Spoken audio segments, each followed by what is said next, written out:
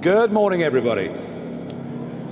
Today we launch Operation Restoring Justice. And as far as the people of this country is concerned, frankly, these measures can't come soon enough.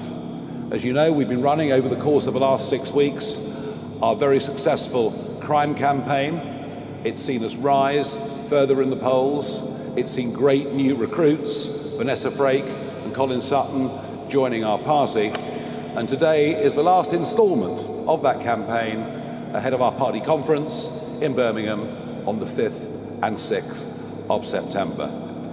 Today we're going to talk about illegal immigration, in particular the boat crossings, but there's more, of course, to the story than that, and perhaps it's appropriate that we're here this morning after yesterday, the scenes in Dover that took place as 650 people arrived. 650 people yesterday arrived into Dover, and last I heard this morning, there are many more boats on the way today. That will take us up to about 52,000 people since this Prime Minister and this government came into power.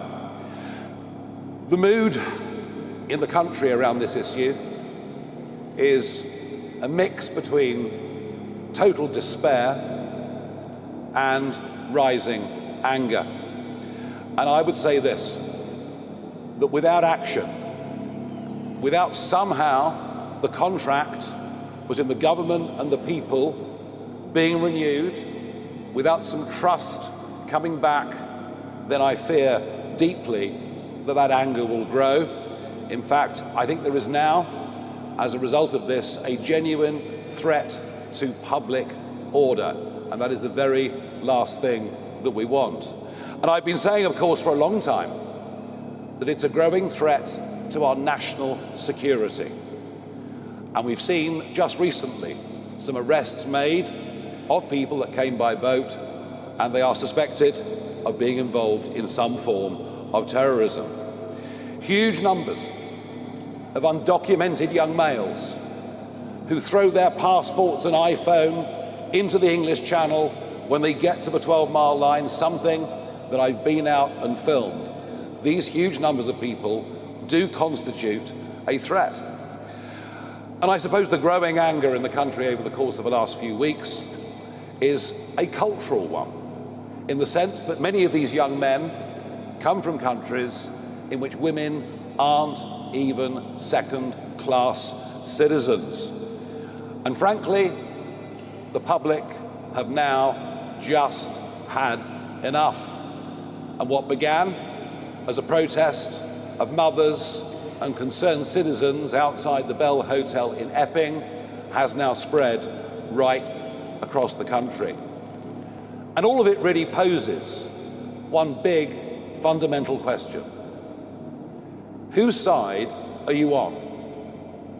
Are you on the side of women and children being safe on our streets? Or are you on the side of outdated international treaties backed up by a series of dubious courts? The Channel crisis began with a trickle of dinghies in 2018. The numbers in 2018 and 19 were very small indeed. But I began to realize in early 2020 that virtually nobody that came via this route was being deported. They would have been, even in Tony Blair's government time. If you'd done that, you would have been deported, no question about it. And so in early 2020, I repeatedly went out into the English Channel, filming what was going on, saying you may as well put a sign on the White Cliffs of Dover saying everyone welcome.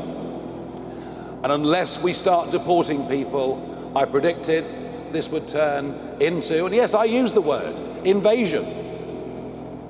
But 180,000 people later, what other word could possibly describe what has been going on?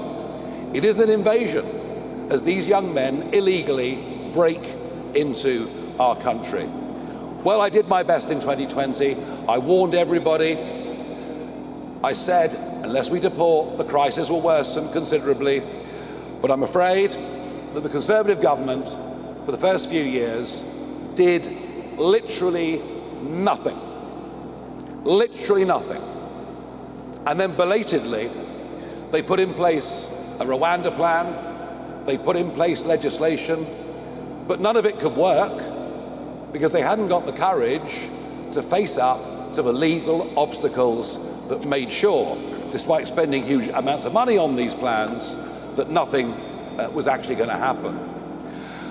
Rishi's Stop the Boats was a total failure, and frankly, anything that party or people who were ministers at the time in that government have to say, we've got to take with a very, very large pinch of salt. And then, of course, we had Keir Starmer, the lawyer, the man whose second speech as Prime Minister in the House of Commons was where he outlined his love for the European Court of Human Rights, a party, many of whom have done very well out of the human rights industry. Smash the gangs was never, ever going to work. And even as we speak, despite the £800 million we've given the French, even as we speak, there are French naval vessels escorting these boats across to a 12-mile line where they'll be picked up by Border Force or our volunteers for the RNLI if it's a busy day and Border Force simply can't cope. And now what happens is the French give them all life jackets. And when they're picked up by Border Force give the life jackets back to the French so they can reuse them on the next journey. I mean, we're literally witnessing two governments colluding in their support of criminal activity. Well, this issue has become a scourge of modern Britain. Just think about the hotels. Think about the houses of multiple occupancy, and not just the cost of it, but think how unfair that is. Unfair to the 1.3 million British people currently on the social housing list. Unfair to those who have legally made their way into the United Kingdom. It's unfair. And the cost, frankly, is eye-watering. Official figures show the whole thing costs about £7 billion a year, but that doesn't account for the massive scale of operations in the English Channel every day. It doesn't account for the amount of police time and court time that is taken up with crimes that are committed by those who frankly shouldn't be here and have come illegally. Our proposals will save, over the course of the next decades, tens and possibly even hundreds of billions of pounds. By the end of a first Parliament, we will have saved a huge amount of money. I understand the public have had enough of this, but here's what we have to do to make Operation Restoring Justice actually work. We have to leave the ECHR, no ifs, no buts. It may have been a good idea 80 years ago. Frankly, it isn't today. We have to repeal the Human Rights Act of 1998, brought in by a Blair government, many of whose families seem to do rather well off the back of it. We will, for a 5-year period, disapply the 1951 Refugee Convention and any other barriers that can be used by lawyers in this country to prevent deportations, to prevent the right thing from happening. We'll create a legal duty for the Home Secretary to remove those that come illegally. And crucially, we will detain all illegal migrants who come, and we will do so immediately. The only way we will stop the boats is by detaining and deporting absolutely anyone that comes via that route. And if we do that, the boats will stop coming within days, because there will be no incentive to pay a trafficker to get into this country. If you come to the UK illegally, you will be detained and deported and never, ever allowed to stay, period. That is our big message from today, and we're the first party to put out plans that could actually make that work. We will stop the boats from coming. There'll be no more incentive to pay traffickers. Public trust will be restored, and we genuinely are the only party that can be trusted on this. I am the only party leader that has been clear and consistent on this issue over the course of the last 5 years. And I have a feeling that what we're doing today with Operation Restoring Justice is going to be very popular in the wider country indeed. Now, to go through some of the operational phases we're going to need to go through and the structures we're going to need to set up, I'm going to invite Zia Yusuf onto the stage.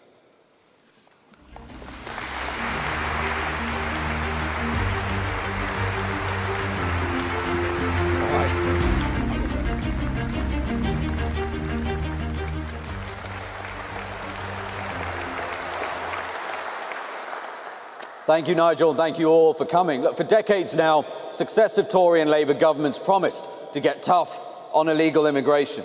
And yet, year after year, tens of thousands of fighting-age males, as Nigel said, have arrived on our beaches. In fact, the total number of illegal immigrants in the country now stands at least 1 million. The true number could be considerably higher than that. There's little doubt that the United Kingdom is being invaded. In fact, more people have arrived on our beaches illegally over the last 8 years than stormed the beaches of Normandy on D-Day.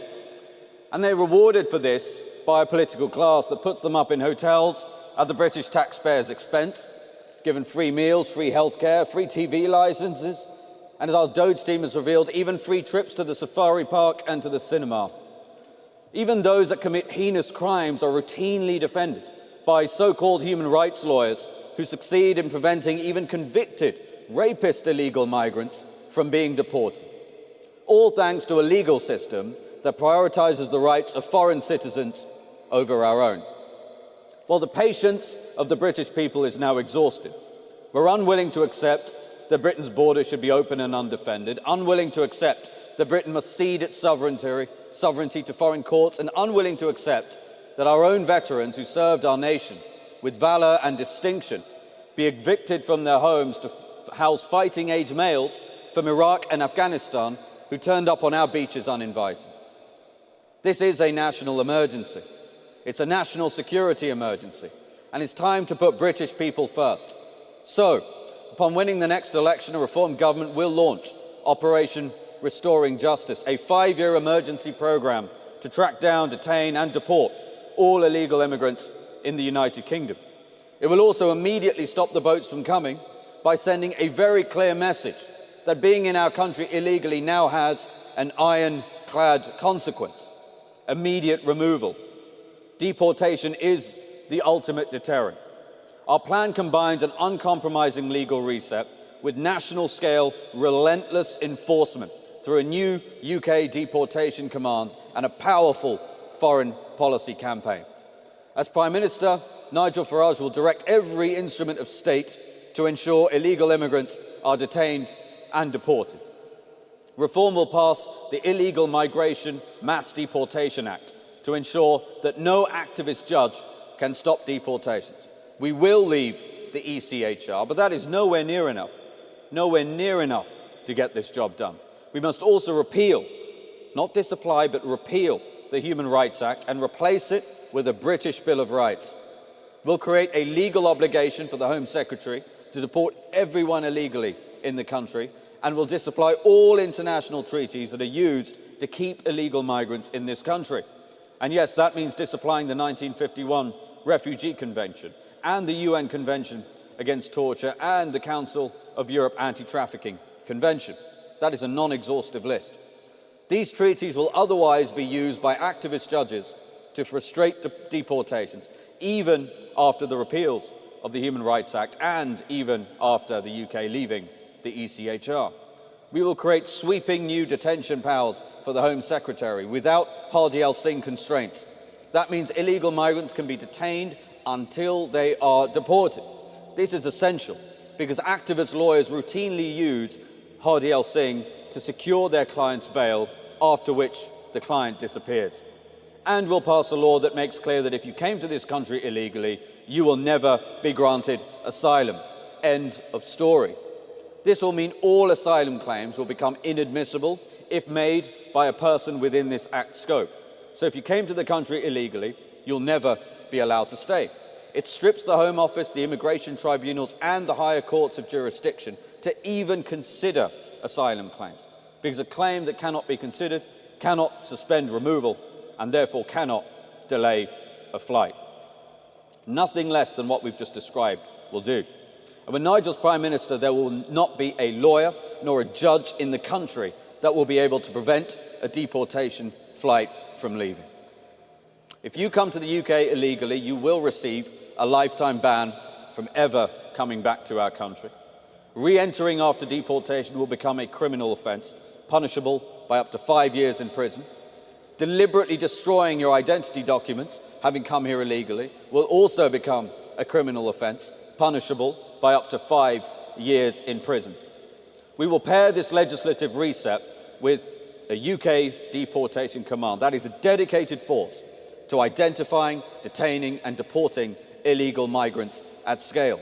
We'll create a cutting-edge data fusion centre that will automatically share data between the police, the Home Office, the NHS, the DVLA, HMRC and banks. This will allow Deportation Command to relentlessly track down and detain all those who entered our country illegally. We'll build capacity to detain up to 24,000 illegal migrants at a time. That enables us to deport up to 288,000 illegal migrants a year. Detention will mean deportation.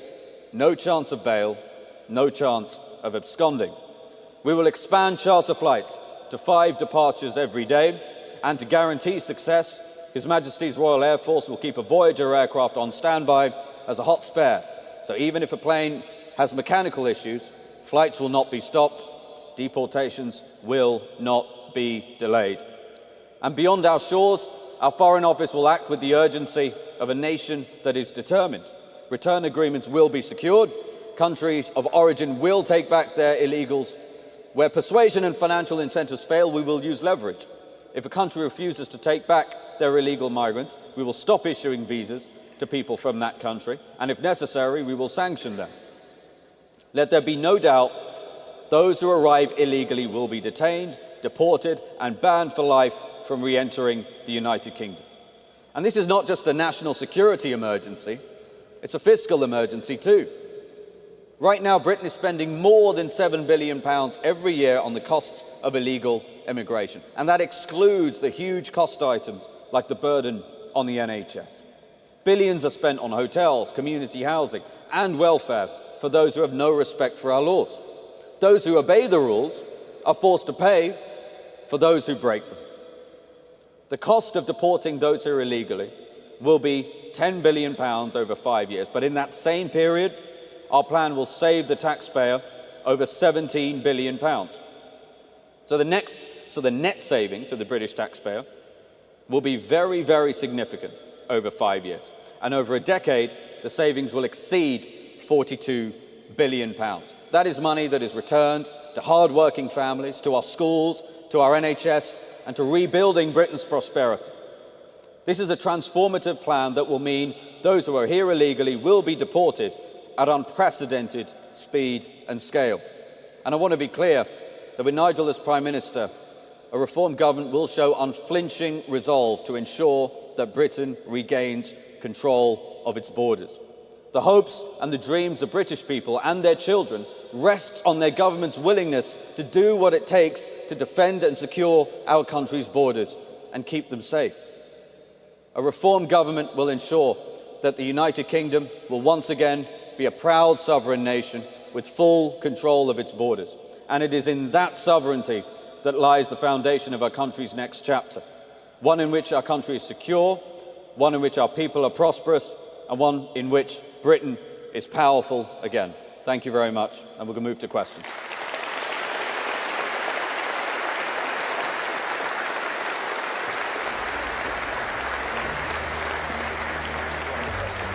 That side, maybe I'll go this way. This is my hearing.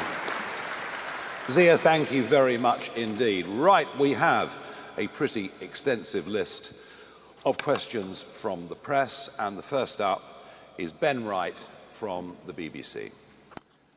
Thank you very much, Mr. Farage. Your plans could mean sending thousands of asylum seekers back to countries where they might face imprisonment, torture, even death. Does that bother you at all? And what happens if countries refuse to take people back? Does it bother me? Of course it bothers me, but what really bothers me is what is happening on the streets of our country. What really bothers me is what is happening to British citizens. What really bothers me is, and you've seen this from the Bell Hotel onwards, the growing concern with justifiable evidence that women and girls are far less safe on the streets than they were before this began. So it's all about whose side are you on? Whose side are you on? Are you on the side of the British people or international treaties? Now, where countries, and I think Zia laid that out, that it's going to be a carrot and stick approach to it, but if we can't get deals with certain countries, then we think this country has considerably more muscle, diplomatic muscle, than perhaps those in Westminster currently recognise, then we will have to find other locations. And, you know, we're going to be talking to Albania, we'll talk to Rwanda, we will find solutions. Catherine Foster from GB News. Thank you, Catherine Foster, GB News. Nigel Farage, last September you told GB News that it was a political impossibility to deport hundreds of thousands of people and that you simply couldn't do it. What has changed your mind that you now believe that you can? The political impossibility was deporting millions and millions of people, and that's where the argument had gone. We had a situation, a political difficulty within Reform UK. This does happen to parties. They do have difficulties and problems. We had a problem that one of our MPs, who's no longer an MP, was talking about deporting entire communities, including people who've been born here. And frankly, we found that unacceptable. And so I just did not want, I think you can quote me for another interview, to get dragged down the route of mass deportations at that stage.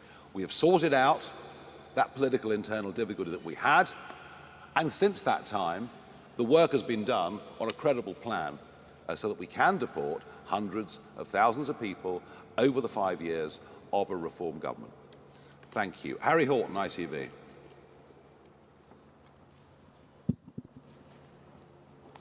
Thank you very much. Harry Horton, ITV News. Nigel Farage, you've said that you can't be held responsible for everything that happens in the world. But if someone says that if you deport me, I'll be tortured, I'll face abuse, surely there is some responsibility on you to stop that from happening. And secondly, if I may, how far back does this go? Where do you draw the line? You say you're going to deport everyone who's arrived here illegally. What are the parameters for that? Yeah, I mean, look, you know, how far back you go with this is the difficulty, and I accept that. You know, and the next question that Zia and I will get asked is, what about those that are here illegally and have got children? So, you know, I'm not standing here telling you all of this is easy, all of this is straightforward. You know, and we had, of course, with the Windrush row, we had a situation there where people who'd come 50, 60, in fact, nearly 70 years ago had faulty paperwork. So there is an exercise of common sense that has to come in here. But do we realistically think, Zia, we can deport 500,000, 600,000 people in the lifetime of the first Parliament? Totally, yeah. I mean, so look, one of the key points to make here is if you look at the population who are illegally, and by the way, this is difficult because you're trying to count the uncountable almost by definition. You're talking north of 650,000 adults without children who are in this country illegally. And by the way, those are the ones the British people are most concerned about. They're the ones who in some cases are terrorizing local communities, hanging around bus shelters. Let's start with deporting them. Let's get that done promptly and efficiently. Yeah, and of course, once we start this, people will not in future be coming to Britain illegally. The precedent for this is Australia in 2012, where within 2 weeks of Tony Abbott taking the right actions, the boats stopped coming from Indonesia. The solution to this is not difficult. It's been the lack of political will to put in measure the right places is why we're now in this position where, as I said earlier, the public are between a mixture of utter despair but increasing and growing anger. Serena Bankin-Singh from Sky. You've said that you're going to detain anyone who arrives via small boats. Will that apply to women and girls? And what about unaccompanied children? Will they remain in Britain while their parents are turfed out? And then you said you would leave the UN Torture Convention. Australia and the US haven't done this. Are you comfortable of the risk of people being killed or tortured if they're sent back to their country of origin? And will pulling out of these international treaties lose UK credibility on the international stage? Well, we're talking about disapplying for up to 5 years a variety of conventions that do need broader debate and certainly at a UN level need reform and change. As far as the ECHR is concerned, we're very much of the view that it's a body that they say is separate from the European Union, but you know, I could walk from my office in Strasbourg straight into the European Court of Human Rights. They're joined at the hip. I don't see any prospect, frankly, in the short term, of the ECHR being reformed. Now, you might argue that Germany, who now, of course, have a whole series of deportation flights set up. You might argue that Denmark, which now has a zero asylum policy, you might argue that, well, if those countries can do it, why can't we do it? But, of course, the problem has been our own judiciary. We have to remove the tools from our own judiciary for them to be a barrier to this process. And yes, women and children, everybody on arrival will be detained. And I've accepted already that how we deal with children is a much more complicated and difficult issue. But you know what? The people protesting outside the Bell Hotel and at 30 migrant hotels on Saturday around the country weren't doing it because of a few children coming. They were doing it because over 3/4 of those that come are young, undocumented males who come from cultures that are entirely different from ours, who are very unlikely to assimilate into our community, who pose a risk to women and girls, and some of them, I'm afraid, pose a risk to national security. So that's pretty clear, I think, what our priorities are. Paul McNamara, Channel 4. Hi, Mr. Farage. There is a realistic possibility that if you go forward with this, there might be a case where someone arrives in the UK by a small boat, you send them back to the country from which they came, and they will be tortured or killed because of a decision that you've made. How does that sit with you? Well, the alternative, of course, is to do nothing. I mean, that's the very clear alternative, is we just do nothing. We just allow this problem to magnify and grow. We head to a point where and I genuinely, I'm not, I don't want this to happen. I want our proposals to be accepted so that we can prevent civil disorder from happening. But that is the direction this country is headed in. And we cannot be responsible for all the sins that take place around the world. It's just literally impossible. But we can recognise that the primary duty of a British government is to protect the integrity, the safety and security of its own people. That's why we have to do this. I mean, Zia said in his speech that nothing short of these measures will work. And I think we all genuinely believe that. If we allow any loopholes to remain open with this, it isn't going to happen. Is this a perfect world? Are these things all that we want to do? Well, we shouldn't have been put in this position. Well, we've been put in this position by Conservative and Labour governments. We have to do something tough. We have to do something radical. And this is a plan that will work. Andy Bell, Channel 5 News. Thank you, Andy Bell, 5 News. So if you're able to implement your policy, Do you accept that that means border force agents going into towns, looking for people who are here illegally, maybe who already have families, maybe who already have children? And you mentioned Windrush earlier and say, well, this is slightly complicated. There are going to be any number of people who, as far as they're concerned, have been living in this country legally for years, who will then be very, very worried about what your party has in store for them. Are you not concerned about the sort of message you're sending out with all of that? No, they won't have been living here legally, will they? They would have been living here illegally. So, for instance, the people caught up in the Windrush episode, the whole point was that their situation was not clear. So would they be covered? Windrush was a mess over paperwork. Yep, and I understand that. It's why I made mention of it earlier. Will Border Force be seeking out people who are here illegally, possibly many of them working in the criminal economy? Yes, it's what normal countries do all over the world. It's what normal countries do.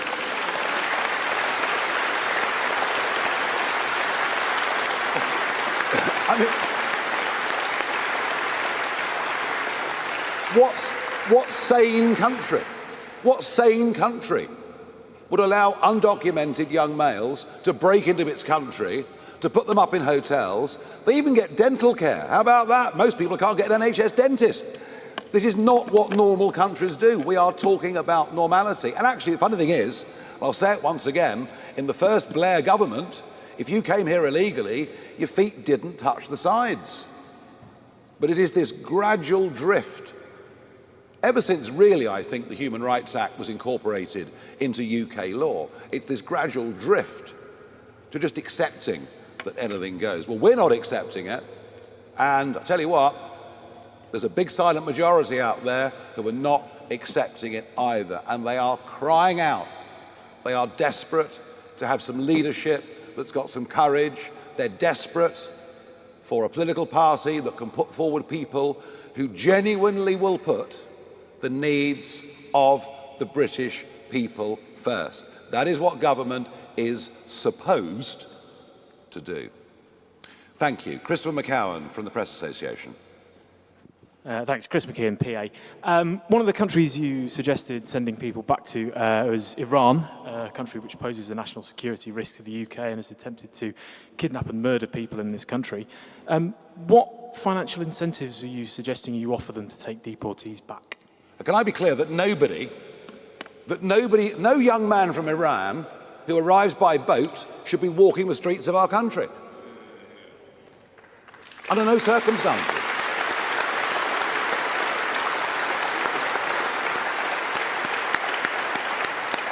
Absolutely no way, never. That shouldn't be done. But actually, it's quite interesting that Germany now has this massive deportation flights going, including Iran, I think. Well, what we're seeing, one thing I just want to very quickly make about when we're talking about returning people to Afghanistan or returning people potentially to Iran, or I was asked earlier today, would you send young women, would you send women back to Afghanistan? Well, what about the fact that men from Afghanistan, because it's predominantly men from Afghanistan and Iran are streaming across the channel illegally on almost a daily basis. In fact, sometimes they say, would you send them back to, quote, woman-hating Afghanistan? Well, why are British women being subjected? Because it's not the women who are coming. In fact, most estimates put the total population of women and young girls from Afghanistan in this country legally at less than 2,000. Less than 0.2% of the total illegal migration population. So these are totally bogus questions, frankly, and we should be talking about the much bigger issue about the safety of British women and girls. Yep. Okay.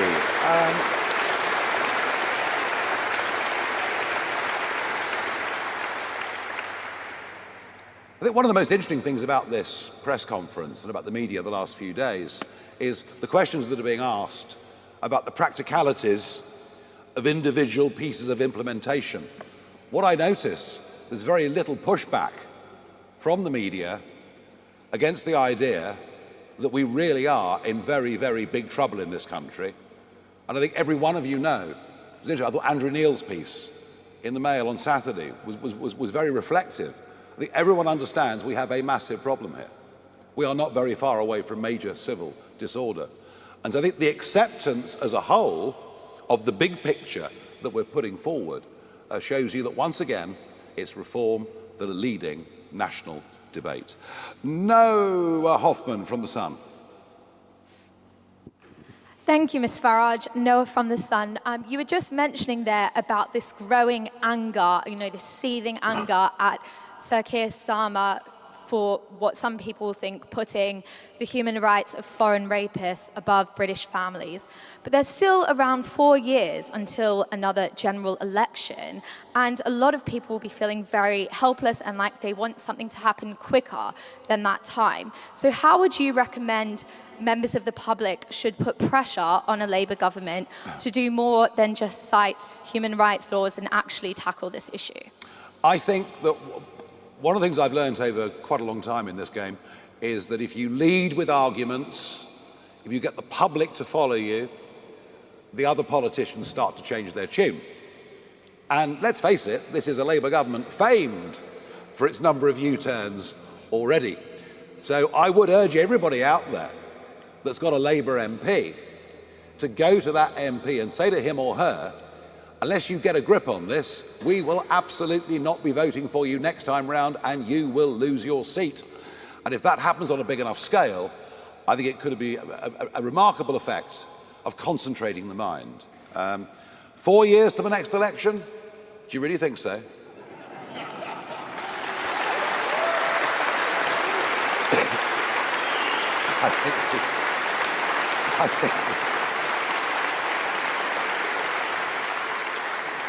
I think the 30-year bond market is giving us a somewhat different indication, particularly as we have a Chancellor of the Exchequer dubbed famously by my colleague Lee Anderson as Rachel from accounts, who is clearly desperately out of her depth.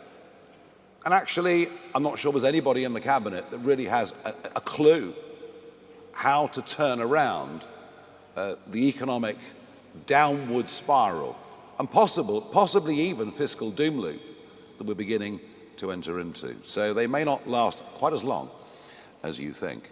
Martin Beckford from the Mail.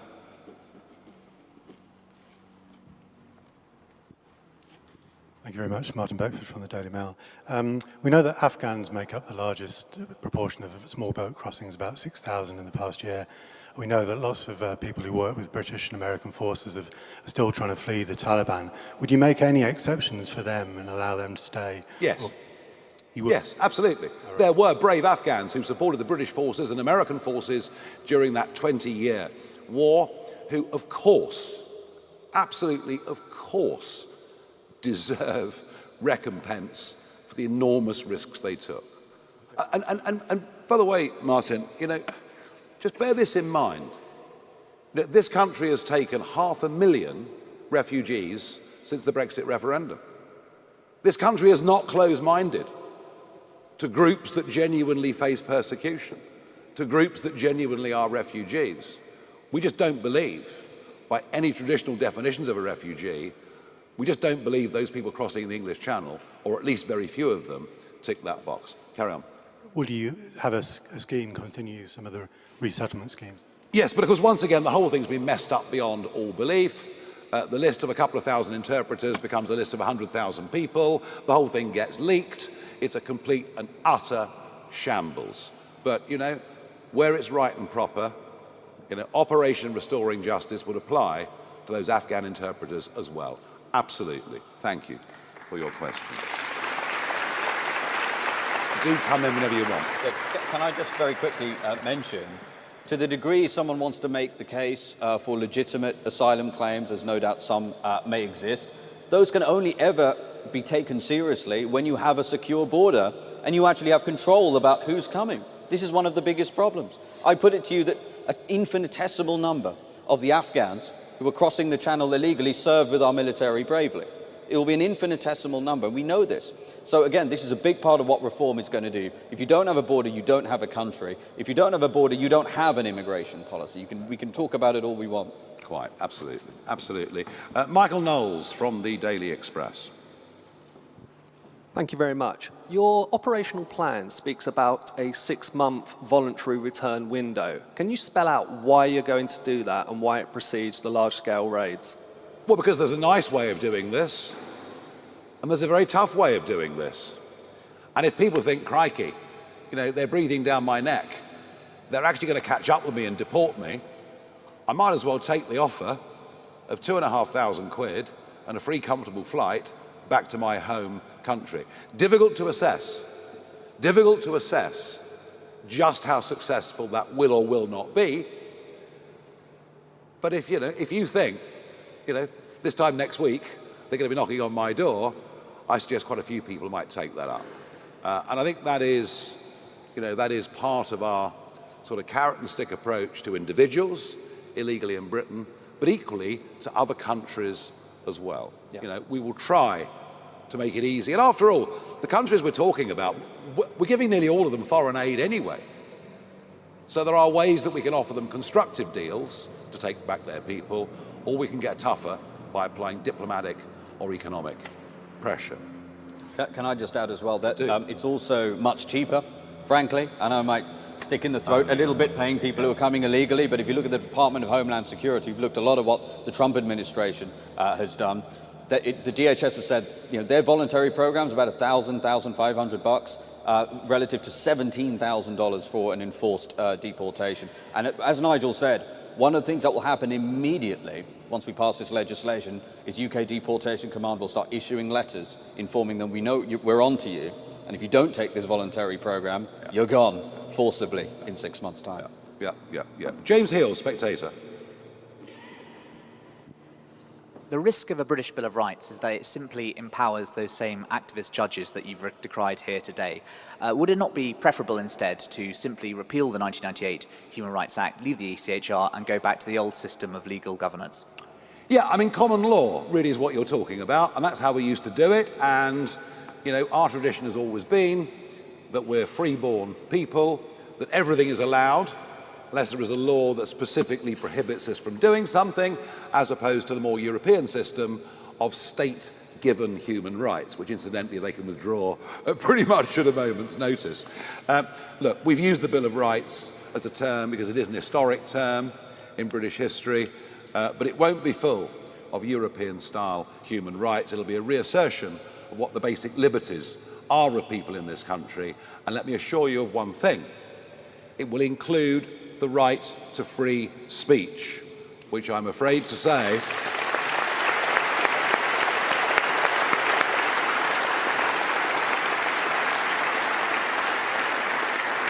and yes, we all want to protect children, but I'm afraid to say that the recent legislation, the Online Safety Act that has come in, is already genuinely curtailing free speech in this country in a way that I think is deeply, deeply alarming. Aubrey Allegressi from The Times. Hello, Mr. Farage. Aubrey Allegressi from The Times. There are a very few number of disused or surplus RAF bases. So to prove that this plan is viable, can you name any that you would use, either to hold migrants or to operate deportation flights from? And would they, for example, include RAF Scampton? And if I may, why do you want these powers to sunset after 5 years? Is it because you're concerned they could be used by a future government in a way you don't foresee?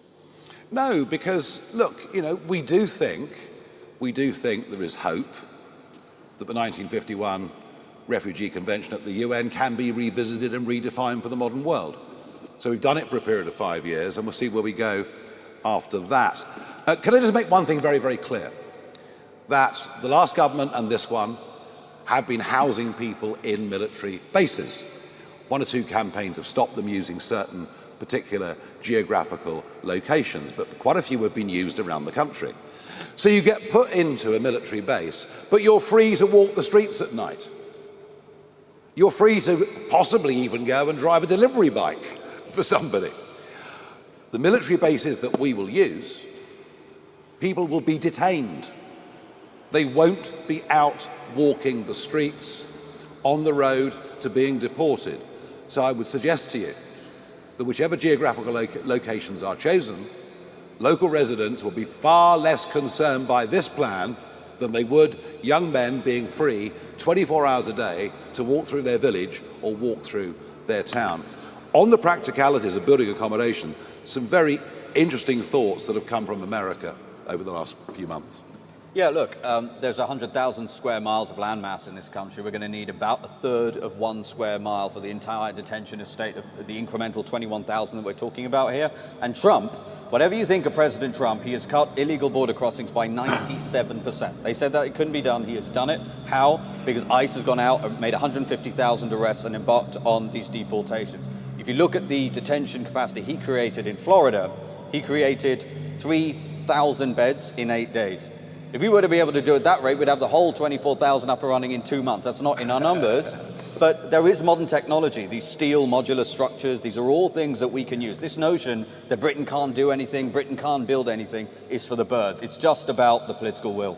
Yeah, and we managed it, didn't we, at the start of COVID with the Nightingale hospitals, which sprang up in no time at all. So, yeah, creating the first few thousand places can happen very quickly. Of that, there is no doubt at all. Charles Hymas from The Telegraph. There are currently about 100,000, more than 100,000 people who've got asylum applications, half of whom are going to be rejected. You also got more than 50,000 who've got appeals that are currently going through and probably will, a significant number will be rejected. So when you come, if you were to win the next election, you're going to have tens of thousands, hundreds of thousands potentially of failed asylum seekers. Are you going to deport them? And are they in your KIP figures? One final question is, what are the sanctions that you would use against a country that refused to take back its migrants? Fine. Well, the answer is yes. The worry, of course, is that to ease government's difficulty, it just waves through an increasing number of people. It just says, look, you know, all right, we'll give you refugee status, even though, as I said, 2 decades ago in more normal times, that would never have been contemplated. That is this government's get out to the backlog problem. I'd also mention, Charles, while we're here, if you look at those that have claimed asylum in the last year, the biggest single category comes from Pakistan. And they haven't come by boat. They've come with the excuse they're coming to visit relatives, then they overstay. And that racket, absolute racket, that's been going on for years has to end. The same applies to students who come here and then deliberately and willfully overstay. And one of the most remarkable things about those stats is under half of all people making these claims have come by boat. Overstaying is a massive problem, and neither of the last 2 governments, frankly, have done very much at all to deal with it. There are overstayers now being deported on a relatively small scale, but nobody is actually gripping this issue. We'll give the Telegraph 2 questions, shall we? Did you have a question, Camilla? Very generous. This is for the Daily Tea podcast. You mentioned earlier that there are 3 million people on social housing waiting lists. 1.3, I said. 1.3. Would it be your policy to have a British first approach to appointing housing when it comes to local areas? Some local areas do look at localism, but others don't. Would that be a blanket policy? And while we're speaking about housing, what's your reaction to the revelation that the Deputy Prime Minister, Angela Rayner, has got an £800,000 second home in Hove? Do you think it's hypocritical? Should MPs have second homes? So, I would say this to you. Isn't it funny that the residence that Angela Rayner is living in London is now coming under criticism from James Cleverly? He wasn't complaining when Michael Gove lived there. So it's just party politics. And if Angela Rayner has been tremendously successful in business,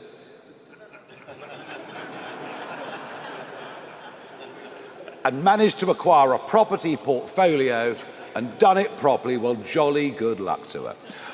And this whole sort of hair shirt approach. I mean, I think probably most of the press want politicians in sackcloth and ashes, would like us all to go vegan and give up drinking. Well, it's not happening here. That I can assure you. Do you want to answer the other bit or not? That was the other bit. We are opposed to two-tier justice within our country. We are opposed to two-tier policing within our country. We are opposed to two-tier sentencing. We've just seen Lucy Connolly coming out of prison as Ricky Jones walks free. And yes, I know the circumstances were different. But we are pro a two-tier approach from government when it's deciding who are the priorities for housing, for benefits, for any of these things. Is it British-born people, or is it people swanning in from all over the world? And we are pro British in this country having more rights than those that have recently come. Yes, yes, yes. And in time, you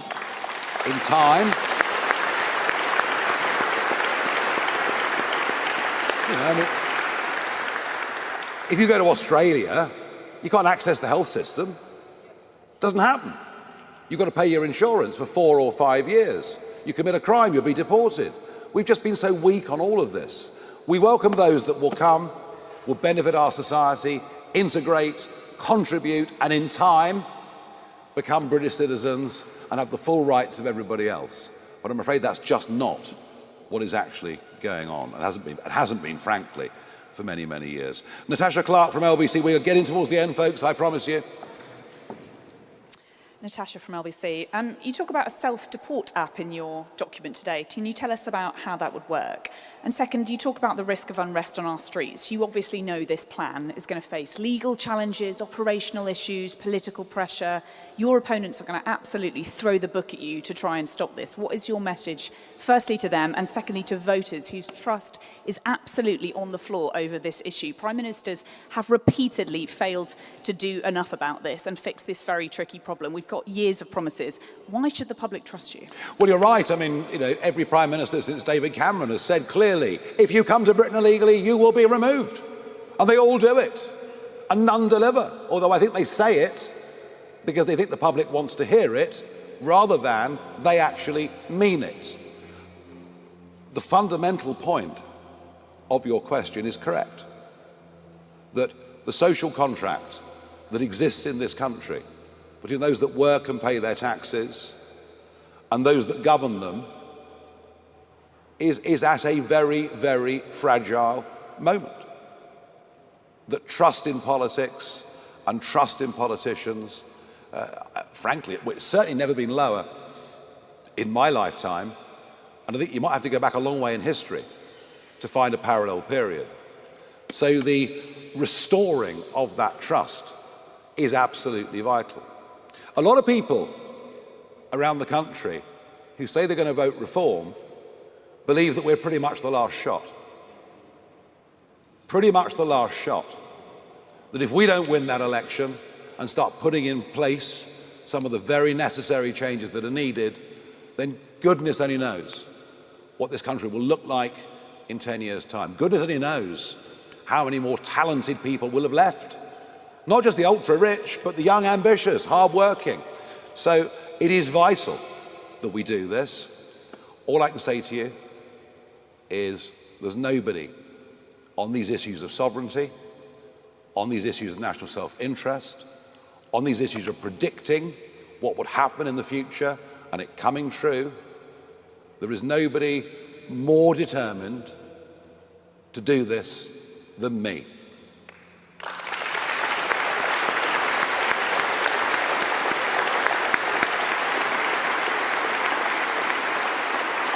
Okay, Eleanor Langford from the iPaper.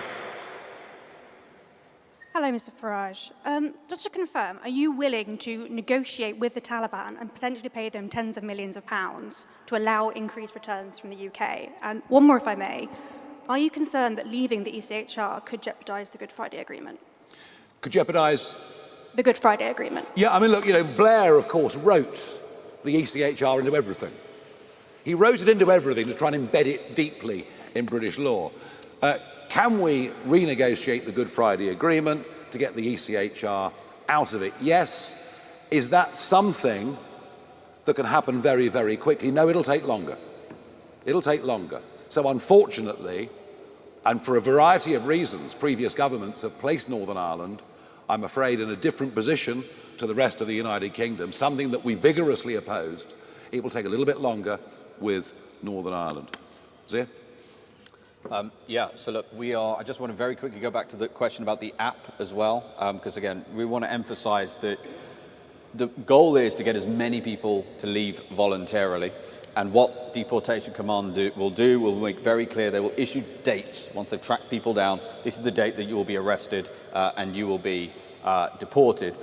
Going back to the earlier point as well about why should people believe Nigel when so many political leaders have stood in front of the British people and said we would do it?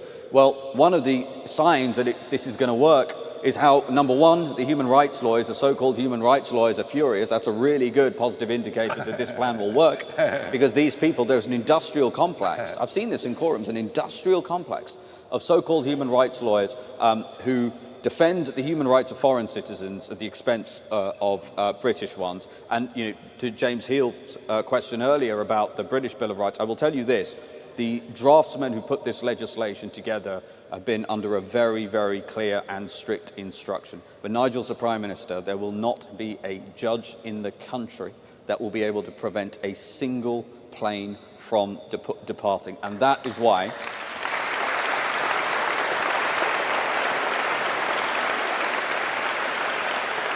that is why we are clearing the decks from a legislative standpoint. Yeah. Anna Gross, Financial Times.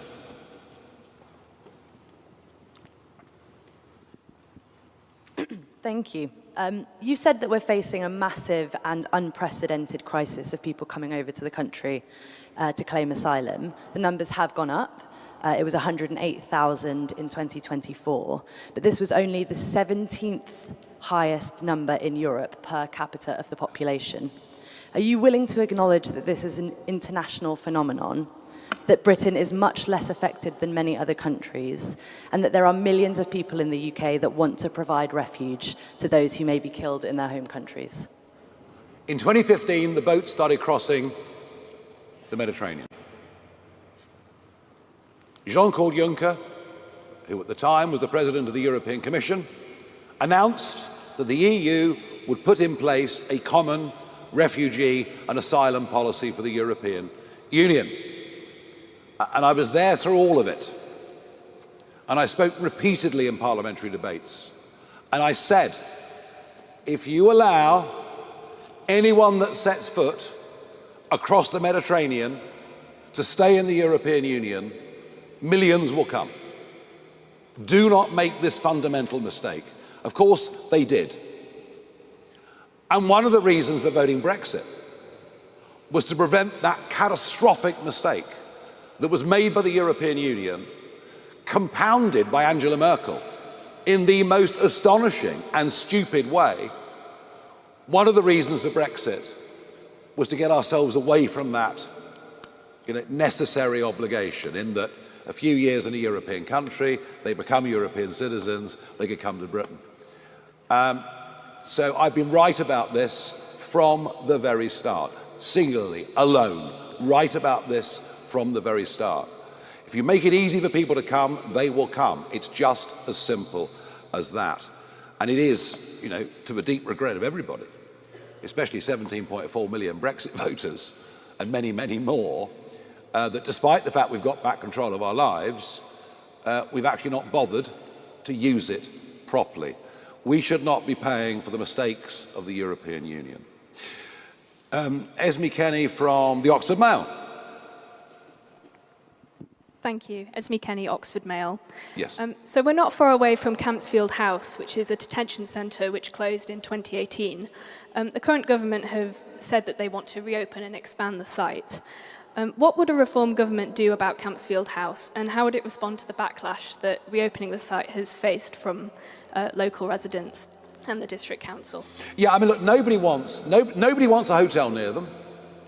Nobody wants an HMO near them. No one wants a detention centre around them. Well, at the moment, they've got lots of them all over the country. And I'm not going to be drawn. I'm I'm aware of the problem, of course.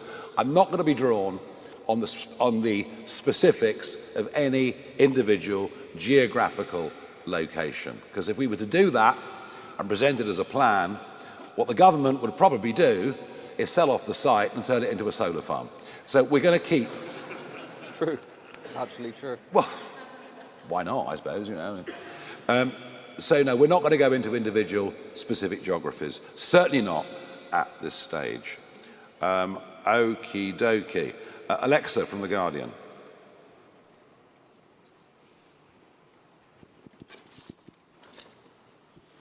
Thank you. Elita Addy from The Guardian. Misspelled, sorry. Yeah. Sorry. Your plan promises mass deportations at a cost of £10 billion over 5 years, yet the Centre for Migration Control, which is led by your former colleague Rupert Lowe, proposed a near identical plan at a cost of around £47.5 billion. So why do you believe you can deliver the same scale of deportations for less than a fifth of that price? Because Zia's really good at maths. Okay, right, now, the last question. The last question of this conference goes to David Burke of the Daily Mirror. This is the last one. David, where are you?